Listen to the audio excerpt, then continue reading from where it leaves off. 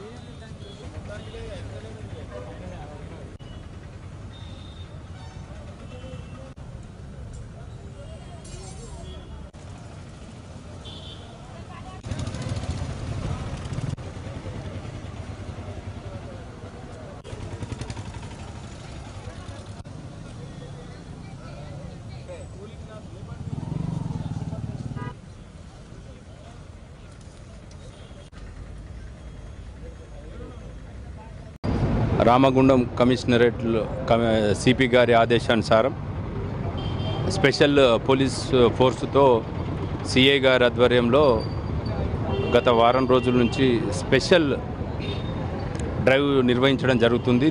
అంటే డేలో plus traffic రెగ్యులేషన్కు plus ఎవరైతే ఇప్పుడు చూసినాం మనము బండ్లు వితౌట్ నంబరింగ్ ఉన్నాయి, సో అట్లాంటి నంబరింగ్ లేని బండ్లని తీసుకొని వాళ్ళకు నంబర్లు వేయించడం, తర్వాత ఏదైనా ట్యాంపరింగ్ చేస్తే వాళ్ళ మీద కూడా లీగల్ యాక్షన్ తీసుకుంటూ ఉన్నాము. కొందరు ఏం చేస్తూ ఉన్నారని అంటే 4 డిజిట్స్ నంబర్ ఉంటే దాన్ని కట్ చేసేసి 2 డిజిట్స్ అంటే ఇంటెన్షనల్ చేస్తూ ఉన్నారు. వాటి మీద మేము చీటింగ్ కేసు పెట్టడం జరుగుతూ ఉంది.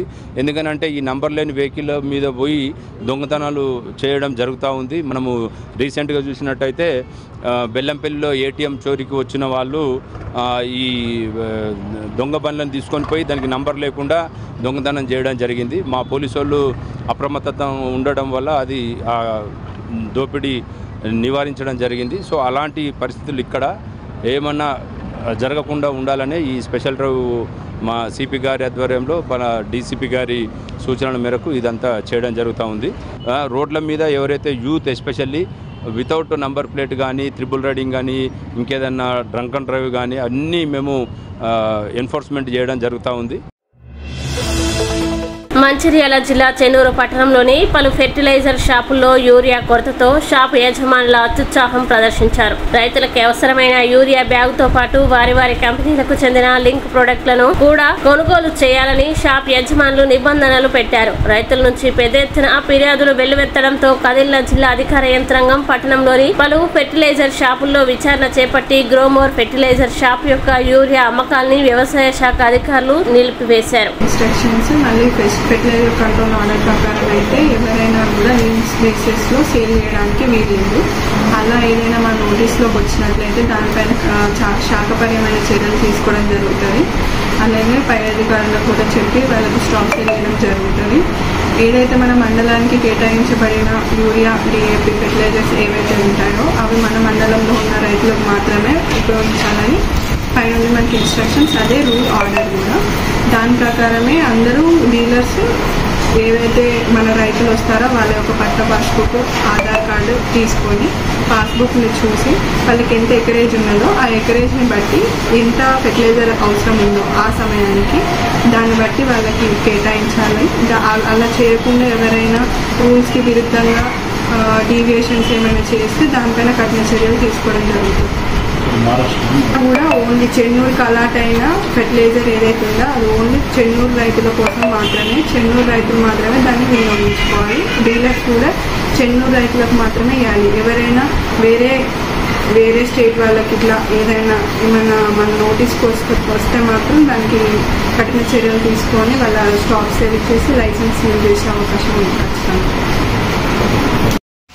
ఈ వర్షాకాలంలో రైతులకు యూరియా బస్తాలు సక్రమంగా అందేటట్లు ప్రతి ఒక్క రైతుకు ఎటువంటి తావు లేక ఉండేందుకు స్థానిక చెన్నూరు ఎమ్మెల్యే గారి సహకారంతో ఈ యొక్క ప్రతి ఒక్క రైతుకు సొసైటీ ద్వారా యూరియా బస్తాలు అందజేయడం జరుగుతుంది.